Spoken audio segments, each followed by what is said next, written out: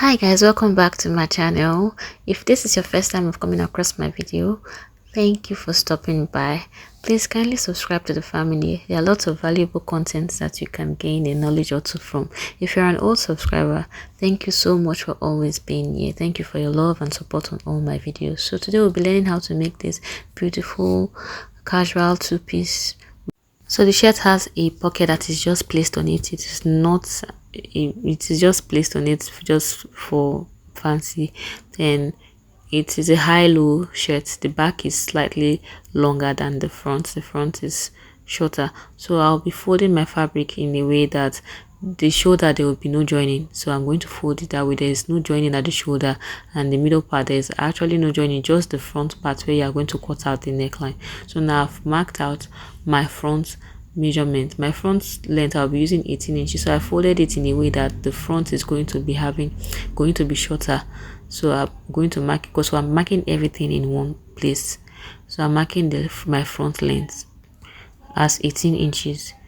You can use, if you want yours to be 19, 20, however long or how short you want it to be, it depends on you. So for my back length, I'm using 22 inches. So I'm just going to mark it out, and then I'll rule it out with my ruler.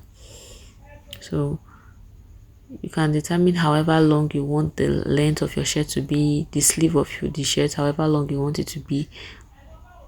It is not standard that you use exactly what I've used here, or you can use whatever you are comfortable with. So for the neckline, I'm just going to mark 3 by 1 inch. When I'm done, before I'll alter it for the front neckline, so I'm marking 3 by 1 inch, and I'll mark my shoulder measurement, half of my shoulder measurement, which is 7.5. Then from there, I'm going to be marking my sleeve length. I'm using 13, plus my folding allowance, I'm using 13 for everything. So now from my sleeve length, I'm going to come down by 10 inch for the opening of my armhole. If you want your sleeve to be open more than that, sorry, not armhole, sorry, my sleeve, if you want your sleeve to be more open than that, you can go however big you want it to be. So I'm just using 10 inch for the opening. Then on that same line where I marked my 10 inch, I'm going to be marking 1/4 of my bust measurement, which is my bust measurement divided by 4, and then I'll be adding 4.5 inch for my seam allowance. Then for my, because it's a free shirt, so I'm adding 4.5 inch for the freeness of the shirt, how big I want it to be, and the seam allowance. So I'm just going to bring the 4.5 inch down to the length, the front and the back of my dress. So I'm just going to curve from that part of my sleeve now into this part of my bust that I've marked, so I'll be able to join it very well. So I'll just bring this same part that I marked on my the whole measurement, I'll bring it down to the back length as well, because it's going to be the same thing that will be there on the back length. So I'm just bringing everything down. So I'm just going to cut it out. Remember that the front and the back, they're all the same thing. It's like a kimono. By the time I'm done cutting it out, before I'll alter the front neckline. So now I've cut it out, and I'm cutting out the neckline. Now I'm going to open up the shirt now at this point to be able to work on the front neckline. So from the front neckline, I'm going to come, it has like a kimono collar there, so I'm going to open it up by 1.5 inches all the way down.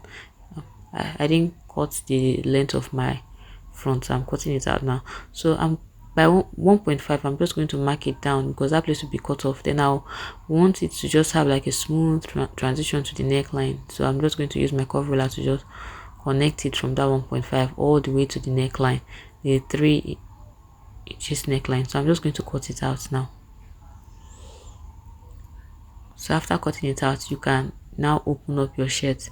So this is it. I've opened it up, so I'll be able to measure what I have there. You can see that it's looking like a kimono there. So I'm just going to measure everything, the whole of the neckline round, so I'll be able to cut out the collar that I'll be attaching, the neckline or collar. So before then, I'll fold the armhole, the sleeve of my shirt as well. So I'm just going to mark it round now. So I'll fold the sleeve of my shirt and mark around what I have. So whatever I have, I'll just go and iron a straight strip of 1.5, but I'll be adding half inch on both sides for folding in, so it's going to be 2.5. so this is it. Like this now it's 1.5, but I cut to 2.5, so I'll be able to fold in half inch on both sides to tuck in when I want to sew it on my neckline. So now I'm going to mark my neck opening. I'll be using 13 inches for my neck opening. You understand what I mean? So the 13 inches is what can actually fit into my neck easily. If you mark the neckline too small, there's no zip, so you will not be able to fit it into your neck. So from the 13 inches now, I'm just going to open it up because I'm going to sew that part down and leave only the opening of the 13 inches. So I'm going to mark to make sure that both middle, where the crease line is, they are touching each other. So I'm marking the 13 inches. From that 13 inches now, I'm going to sew it down. So by the time I'm done, you'll be having this opening, which you can easily, your neckline can your head can pass through. Sorry. So now I've gone to sew it and I've ironed it. So now this is what I'm going to do. I'm going to mark the middle to middle from my back neckline to the middle of this collar that I've done. Then I'm going to pin it all around. Like I'm going to pin it all around first of all, like this. The crease line, I'm going to pin it all around half inch like to the neckline, and the half inch of the crease line to the neckline of the shirts, and then I'll sew it like that all around first of all before coming back to fold my collar back on it and sew it down. So you understand what I mean by the time I'm done. So I first of all go and sew it all around the way I'm pinning it. So I've gone to sew it all around. So now this is what we have. So I'm not going to tuck everything like this. I'll iron it and tuck it in, then I'll be pinning it round. I'll pin it round, then I'll just go and use, by the time I'm done pinning, I'll just go to my sewing machine and just press it with a stitch all around. So you can pin it down. First of all, you can iron it first of all to make sure that it's relaxed before pinning it down, so it will be easier.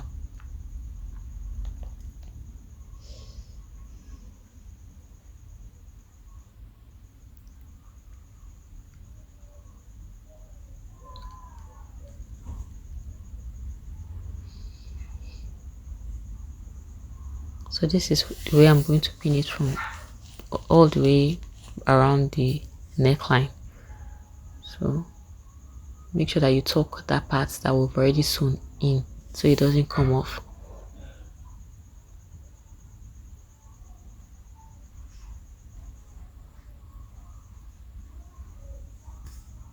So by the time I'm done, I'll just go to the sewing machine now, and then I'll sew it all around. So I'm done. I've gone to the sewing machine, I've sewn it all around. So what you do now at this point, you make sure that you go and fold in your arm, the sleeve length, and the length of your top. You have the hem of your top, the half length, the front and the back. Make sure that you fold it in, and then when I'm done, I'm going to run my stitch, my allowance all done. So now I've gone to sew my allowance in. Then this part that is going to be dangling here, I'm going to just fold it in this way to just keep it in place. So I'll just fold it in this way to keep it in place. I'll press it with my sewing machine, and that is it. So this is the final outcome. Now I'm going to proceed to the pocket. So for the pocket now, I'll just be marking. You can mark yours as wide or as long as you want yours to be, but I'm using 9 inch for my pocket. So for the pocket, it's just a suspended pocket. It's not with the shirt, so I'm just going to be marking 9 inches. Add half inch that I used to fold it in, because at the upper part I'm going to fold it in. Since it's not with the shirt, you have to just make the upper part a bit neat. So I'm going to be cutting 4 pieces, because 2 is going to be for one part, then 2 for one part. If you want yours to be just one pocket, you can do it that way as well, but I want mine to have 2 pockets. So I'm just going to my sewing machine. First of all, fold the upper part of it, then before I'll go and sew it round. So I'm cutting the extra 2 pockets needed to make it, because it's 2 to 1, so we're cutting 4 pieces.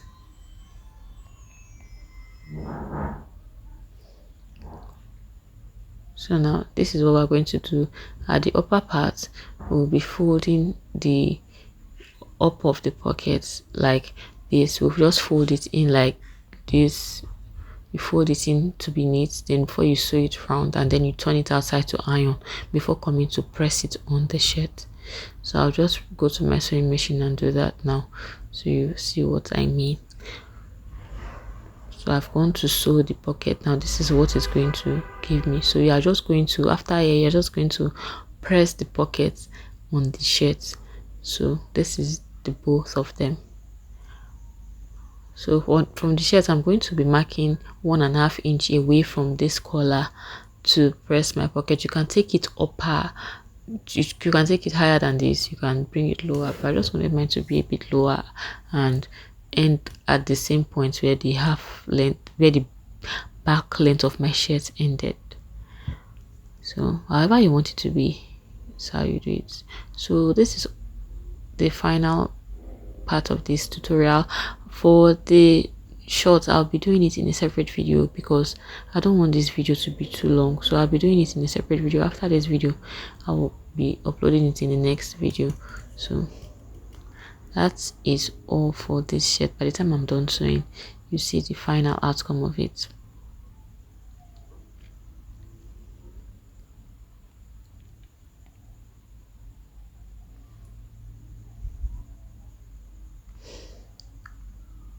So I've gone to my sewing machine to sew it on the shirt, and this is it. This is the final outcome of it. So guys, thanks for watching. Please kindly like and subscribe to the channel. If you need the sewing tutorial of the shorts, you'll be in the next video. It's just a simple short. I used elastic band at the waist. So guys, thank you. See you in my next one. Bye.